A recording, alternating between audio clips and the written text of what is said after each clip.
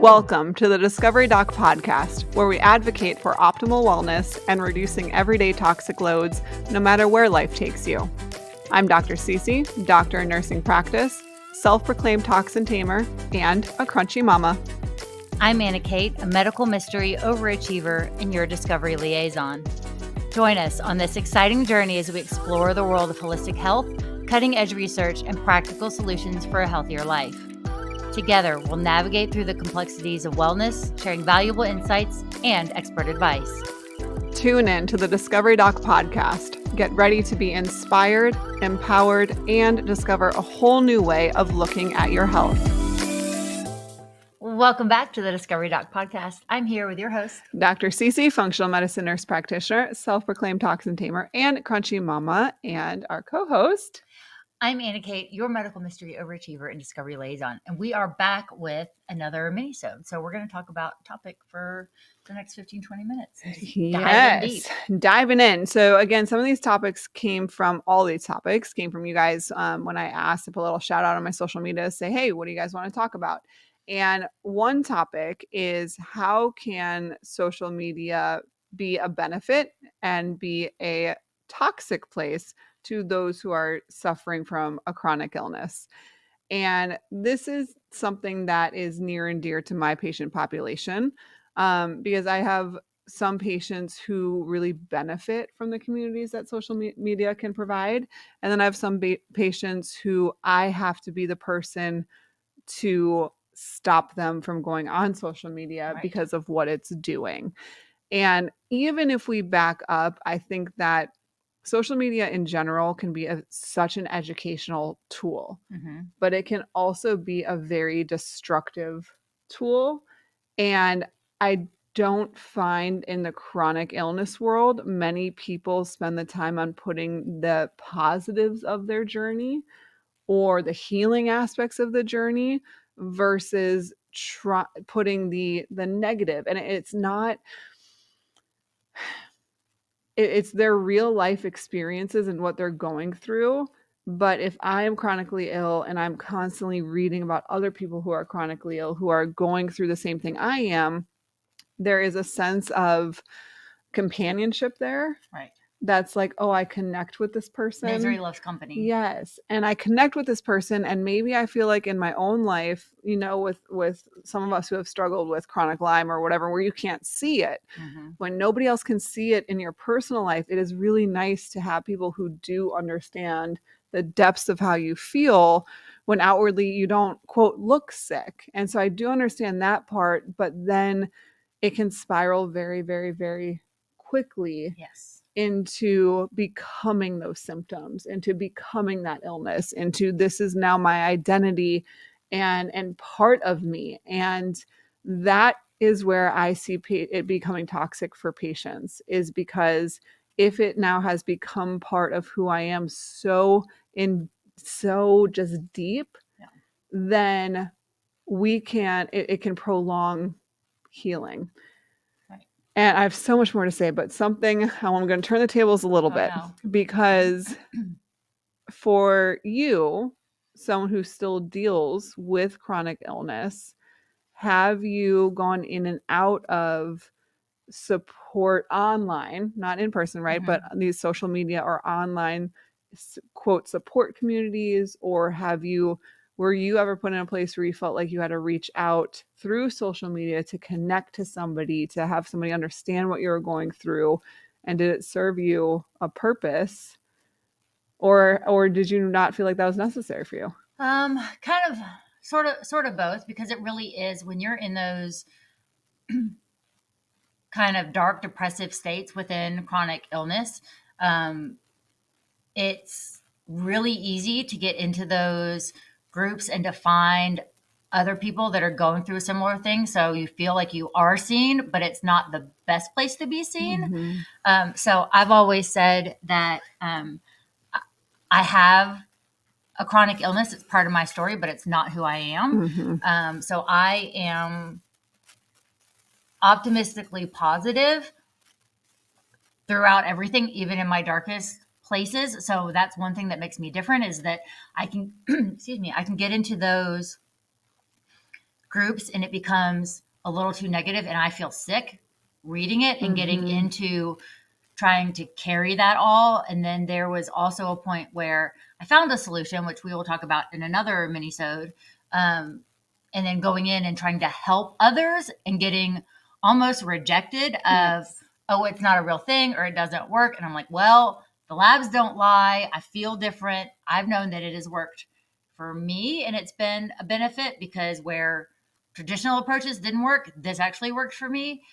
So going in and trying to be that beacon and voice, that was hard to do because I got pushback of, Mm-hmm. oh, well, no, that's not really real. Okay, so you're telling me that my illness isn't really real, and then my solution to my illness isn't really real either, but I'm the one that's benefited or experienced both sides of it. Yeah. So that's kind of my story with that. And on the note of social media and online community, that's something that I want to have a safe place within Yes. our Discovery Doc community that we're there for support and we're there for, hey, you are not alone, but we're not going to go down the negative rabbit holes Mm-mm. because it doesn't help anybody. You can vent, you can say the thing, but then we take it and say, okay, what's our positive step forward? Right. So that will be kind of laying the ground rules for when we're in that community because we want to be the safe place for you to ask the questions and for you to voice your frustrations because it is very frustrating when you have all this happening to you. You're not getting answers from your doctors. You're feeling miserable. You're going to work. And for the longest time, as long as I sat down, then I was fine. But as soon as I got up to walk, I walked like I was 90 because Mm-hmm. everything hurt. So I didn't look sick sitting down. But as soon as I went to move, and it's like, oh, well, you're faking it. And I'm like, Yeah. well, I'm doing something different than I was 5 minutes ago because I was sitting down and not moving. Right. So it's that kind of, um, being in that space of I don't know what's happening to my body and I can't put it into words and explain it. Yeah. And I think something you said in there that I see a lot as a practitioner is, and Heidi and I, my nurse and I were just talking about this like 2 days ago. And I think once you get in those groups of people who have similar chronic illness going on, some people in there truly want to get better. Mm-hmm. Some people in there don't want to get better. And that is a very personal, unique journey that they are going through that is extremely just multifaceted. And as to reasons why that could be, that I don't necessarily think we need to go into, but there aren't a lot of people in those groups who come back with a positive story and a solution and are received well. Right. And so then by default, that person who now feels better and who's making progress in their journey, they leave that group. Yep. And so now what's left are all the people talking poorly about maybe a treatment that you did mention. Mm-hmm. And then I get those patients who say, well, I read in this group that this blah, blah, blah, blah, blah. And Heidi and I were just talking about this, how it's because people with success stories don't stay in there because they're not received well Mm-hmm. by a large portion of the community that's in that group as well. And so you're not seeing those benefits. You're not Right. seeing the people who certain things have worked for. Now, with that said, I do think that's a double-edged sword as well, because sometimes when we get into these social media groups or on social media, there's so much out there. Mm-hmm. There's so much out there. There are so many healing modalities and things to do and things to try. And that is not a healthy place to be in either, because then it puts the person who's chronically ill in a situation where it's like, okay, well, I read that I could do infrared sauna and red light therapy and hyperbaric chamber and these IVs and then this treatment, and then go over Mm-hmm. here and see this doctor in New York City and do this regimen for this, and then go down here to Mexico and do this. And that is a toxic place to be in Right. as well. That it's not, it's almost sensory overload. Mm-hmm. And that's a completely different kind of quote toxic layer to sometimes to those communities versus the emotions behind it and the feelings behind it. Right. And I find that sometimes it will prevent patients from moving forward. Yeah. And keep them stagnant and keep them fearful rather than opportun or just optimistic. Right. And so Yeah. I It don't. is. It is a very tricky place because you're on the chronically ill patient side. You're looking for answers and you're searching. So there's this thing. There's a timeline. So you have this mystery illness, and you're going and you're seeking out answers, and you're trying to find things. So you join these groups to figure out what others are doing, and then navigating on your own journey and advocating for yourself and finding a doctor, which is very similar to my story. And I went down a path that didn't really help me. It might have done more damage. It was just a traditional way to do things. And then I found actually, and we talked about this in another episode, that my um, primary care girl doctor said, "Hey, have you heard about this? Go." Like she said, this could be a solution for you. Explore it more. She's like, I Mm-hmm. understand, from what I understand, it will work very well for Borrelia burgdorferi. And so go explore it for yourself. And I said, I didn't know. If I had known this when I first got Lyme, it would have been we would be having a Yeah. completely different story. And I may Yeah. not be here having gone through the journey that I've gone through to be able to have the conversations that I can have now, which I would Right. not have been able to have. So Right. there's a, on that timeline, and then you get healthier, and then you kind of leave everything behind. So Mm-hmm. because you've been in it for so long, you just want to wash your hands of it and just kind of walk away. So if you're having success stories, I do advocate for you to go and advocate for others and just be that support, even Yeah. if it's you find that person that has an optimistic viewpoint and wants to get better and wants to get back to that positivity. Reach out to them and say, "Hey, you're not alone. I've been through what you've been through." We don't have to talk in the group, but if you want Mm-hmm. support, if you want an ear, actually, shout out to Brittany if you're listening to this. I met her in the aisle at Walmart getting Epsom salts. Oh. So she was looking. She was like, "Hey, do you recommend one?" I said, "Well, they all do different. Different magnesiums do different things." But are you buying for you or someone else? She's like, I'm buying for me. She's like, I have Lyme disease. I said, can I give you a hug? I mean, she's like this Aw. big. I mean, she's teeny Yeah. tiny. I said, I have Lyme too. I said, hey, go watch us on YouTube at the Discovery Doc. And I said, we talk about all the things. Please reach out if you have Mm-hmm. questions. We want to be that support. And my mom walked up and she was like, what do y'all do it? I said, yeah, So cool. I made a friend because we have a chronic illness. Yeah. So she has that positive outlook, which I think is so important because she wants to get better. Yeah. She's got a little girl. So she wants to do the things, but without the support of, hey, it is okay to have a bad day and to have a meltdown and to have the world really falls apart still. For me, it really does. There are days when I'm just like, the swelling is weird in different places. And Mm-hmm. some days I just I can't do it anymore on that day. So go back to sleep, rest, reset, do the things, and then get back up the next day and have these conversations. Yeah, and I think when it comes to social media specifically, that that day is what is presented on social media Yep. because that day is where you feel like you need the most support. So that day is what's represented. People go in and say, which is valid, and it is absolutely valid. But then it's also equally as important to share the better days and the good days and what Mm-hmm. did that look like, Right. and as part of the healing journey, okay, what have I done that has made me feel better? And acknowledging those. And I think that a bigger part, a bigger issue with social media is that people have being chronically ill has kind of been glorified. Yeah. And it has brought an amazing awareness to certain illnesses, which is very positive. But it has taken a person who in everyday life may we might not know that they're chronically ill by looking at them, right? But then on social media, we see their social media profile and their handle, their literal username Mm-hmm. is chronically ill something. And then Right. there's their first name. And it has morphed into now this social media identity Mm-hmm. that we are chronically ill, and that has gained traction and gained followers. And again, it's really positive. It can be very positive in the sense that, okay, like someone's going through what I'm going through, like Yeah. that's so powerful. I didn't have that. I did not have that at all, and I can Mm-mm. totally understand how powerful that is. But now it almost becomes like a fad where like this person is glorified for being chronically ill, but only sharing the negative Right. kind of aspects to it and not being that source of inspiration or just wanting to stay in that for the glorification of it. Right.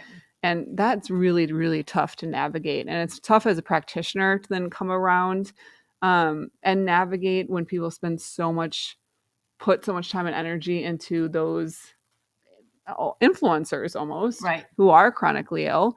It yeah, it makes things very complicated. It can be so good. It can be so good, Yeah. but it can also be very, very, very toxic. Yeah. So if you are chronically ill and you're going and connecting, be aware of where you are at emotionally.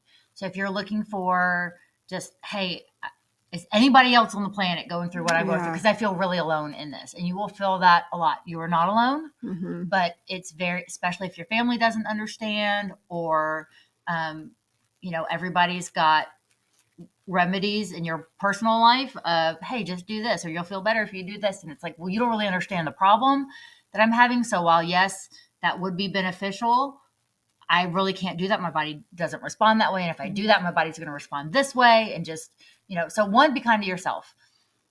Give yourself space and time if you need it. And two, when you get on those groups and you're looking for answers, be very cautious with your time. And if it starts being, you start getting into that negative mindset because everybody's really complaining and you will see it on the feeds that they have this complaint and then people are like, okay, well, these are some suggestions or things that you can do. And they're like, no, that doesn't work for me, or I'm not going to do that. Or, like, hey, drink water. No, I only drink soda. Like, I can't drink water. It's okay. So do the basic things that you can do, but really just be mindful. I know you're looking to go to connect to make sure that you're not alone. We're telling you you're not alone. If you need to connect with us in our community. But set a boundary for yourself, because it's really easy to go down that dark hole and it's very hard to get out of, because we know you discover that's not who you are. You want to get a hold of this and make progress. And I promise you, as chronically ill, we don't want to feel this way.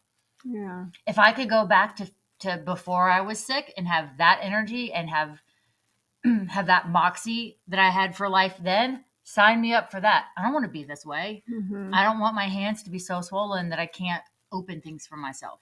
It's very frustrating because I have to ask for help. Yeah. I don't want to have to ask for help to do simple things. It's just, but it's okay for me to ask. I'm at a place that it's okay for me to ask, and it's okay for you to ask too. So just don't go down the dark rabbit hole of social media. Get into a place Set boundaries. that's positive. Have a group of friends that, even if you find them in these groups of, hey, I need a place to vent, for someone that understands, but I want you to help hold me accountable to move forward in a positive direction. Right. Look for sources of inspiration in that moment. Like you said, misery loves company. And sometimes it feels good to understand that other people are going through what you're going through. But you always want to keep your mindset moving forward as to, okay, just keep how can I keep progressing and growing as a human? Not necessarily every single day focusing on, okay, what can I do to heal, to get better, but how can I just progress as a human and better myself as a human? So be very choosy with your community, very choosy with who you follow on social media, who you are logging on and scrolling through and having that influx in your brain, who is filling that, and the content and the things that you're listening to that directly impacts your mood, your attitude, your outlook on life. So be very choosy that it's not constant negativity and something that fuels you to feel good, to give you a source of energy and excitement. And yes, also a source of, hey, I'm not alone here. So just pick and choose, manage your time, be cautious and conscientious of how much time you're spending reading certain negative things, and do know that there are people out there who are going through what you're going through or have been through what you're going through and can be a more positive source of connection for you than some of these other. And if you can't find the positive, be the positive. because Exactly. Create your own. somebody's looking for you to be that positive hope Yeah. and encouragement. And it's out if it's out there, but if it's not out there for you, it's you. Yes. 100%. Drop the mic. Yeah. So let us know in the comments, kind of your positive outlook and your positive take on things, that if you've been through chronic illness, that you can leave a word of encouragement in the comments for those that do find this in the future and say, hey, you really aren't alone. I understand. It sucks. It really does. It really does. But there is hope. There are options. We can move forward. We can get into healing. We can get into restoration. And I'm not even there. I'm not even at the place where I can say I'm in full restoration mode, because I'm still dealing with my bacterial and viral load that just. Yeah. And I think that's why we're such a cool dynamic, and why it's a cool dynamic to my patients, because a lot of my patients have, just been through the ringer, and then they know my story and they come to me, and it's not, everybody's different, right? Everybody's different. My journey is so different than anybody else's, but it at least provides in that moment a sense of optimism, like, whoa, you felt this way? Or like, I'll ask very specific questions about symptoms, and they're like, how do you know that? I'm like, because I went through that. That's exactly how I felt. And they're like, whoa, and here you are sitting on the other side asking me the questions, feeling good, brain feels good. And it's just, that connection is a source of hope. And so find that wherever that might be, online, in person, whoever it might be. Try to seek that out as much as you can, and create your team around you with people who lift you up and not potentially drag you down when you're having a good day, and then you get in that community and it's all just negative, and now you're down. So that's our advice. We are going to continue some cool conversations about on this front of being chronically ill. And Anna Kate mentioned a specific treatment too that we'll dive in a little bit deeper. So stay tuned for the rest of our mini-sodes. And until then, let's discover together. We hope you've enjoyed this journey of exploration and learning as much as we have. Before you go, we have a special request for you, our beloved discoverers. We'd be thrilled if you could show your support in a few easy steps. Step 1, if you're watching on YouTube, please hit that like button and subscribe to our channel. Don't forget to ring that notification bell so you never miss a moment of discovery. Step 2, if you're listening via Apple Podcasts, please take a moment to rate and review our show. Your feedback means the world to us and helps others discover our podcast too. Step 3, whether you're on YouTube or listening on your favorite podcast platform, please share the Discovery Doc podcast with your friends, family, and social networks. It's the best way to spread the joy of discovery. And finally, don't forget to follow us on social media. You can find us on Instagram, Facebook, and TikTok at The Discovery Doc. Stay connected with us for updates, behind-the-scenes content, and so much more. Plus, for exclusive content and additional resources, be sure to check out our website at www.thediscoverydoc.com. And while you're there, if you have a burning question or a topic you'd like us to discuss on the show, simply let us know. Thank you, Discoverers, for being part of our incredible journey. Until next time, let's discover together. The content provided in this podcast provides general information and discussions on various topics related to health, wellness, and medical advancements. However, it is essential to understand that the content provided in this podcast is not intended to be a substitute for professional medical advice, diagnosis, or treatment. The hosts, guests, and contributors are individuals sharing their personal experiences, opinions, and knowledge in their respective fields. While they strive to provide accurate, up-to-date information, medical knowledge is constantly evolving, and the information presented in this podcast may not always reflect the most current research and medical guidelines. It is crucial to consult with a qualified healthcare professional or medical expert for specific medical concerns. Never disregard professional medical advice or delay seeking medical treatment based on the information presented in this podcast. The Discovery Doc podcast encourages listeners to use their own judgment and discretion while implementing any suggestions, recommendations, or lifestyle changes discussed in this episode. Each individual's medical situation is unique and may work for one, may not be suitable or safe for another. The podcast hosts, guests, and contributors are not liable for any direct, indirect, consequential, or incidental damages or harm that may arise from listening or acting upon the information provided in this podcast. Listeners are responsible for their own health decisions and should exercise caution and seek professional guidance when necessary. By listening to this podcast, you acknowledge that you have read, understood, and agreed to this medical disclaimer. If you have any questions or concerns about this medical disclaimer, please consult a qualified healthcare professional.